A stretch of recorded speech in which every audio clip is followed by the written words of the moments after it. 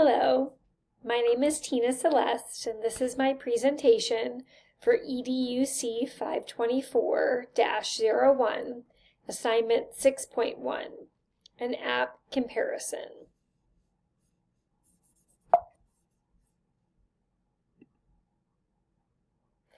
For my app comparison, I have selected Google Classroom.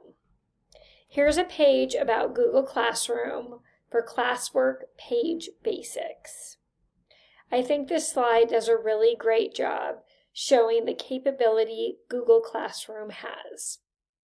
It shows how first you can create a question. Second, you can create an assignment.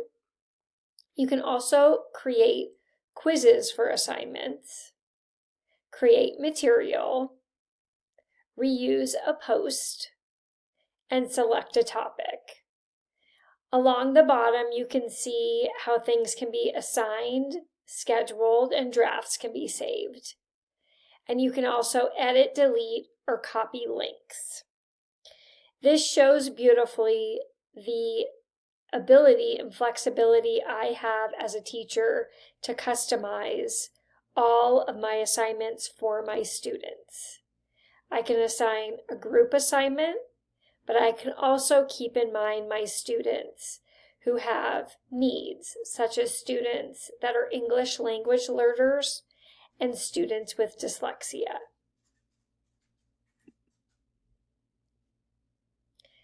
I can create group assignments in Google Classroom. I really love this picture of these two students. To me, they look different in age. They could be different in ability, but I can use my technology and this digital program to help them work collaboratively in person while utilizing technology. Here is a main page of Google Classroom. I think it does a really good job of showing the ability of creativity I have. There's a lot of beautiful colors. There's the name of different subjects. There's photos, so this is really great for visual learners. And there's an ability in this screen to add graphics as well as change the language to any desired language, which again, this is great for my ELL students because for some students, I can have language in English, but for others, I can select their predominant language from home. Here's an example of that screen again, and the ability to change it and put it in a different language. This page highlights the model I selected. I selected Bloom's SAMR model. This gives me, as an educator, the ability to design a task that has significant impact on student outcomes. In evaluating Google Classroom, I can figure out how I can use this app to benefit my students. I can select where the intersection among technology, pedagogy, and content is, and how this app supports all my students, where my focus on this presentation is ELL learners and learners with dyslexia. I love the colors of this graphic showing how we can redefine where tech allows for creation of new tasks previously inconceivable through creating and evaluating. Then modification, where tech allows for significant task redesign. Analyzing and applying with augmentation. Tech acts as a direct tool substitution with functional improvement. And then understanding and remembering. Tech acts as a direct tool substitute with no functional change.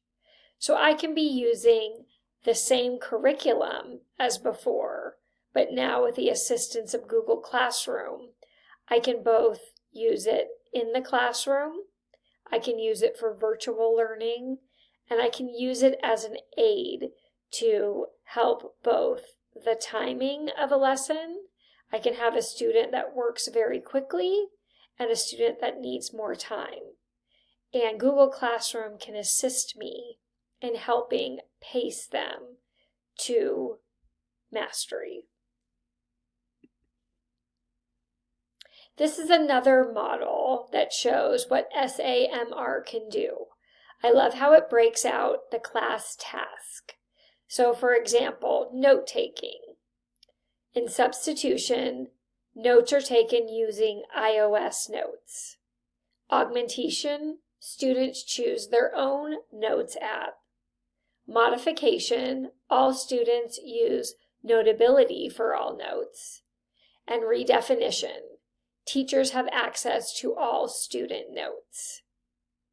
Google Classroom can use this because each task can be implemented into that program. And through this models, students have the flexibility and collaboration to meet themselves where they are, and I as the teacher of the student, can customize the lesson to help each of my students.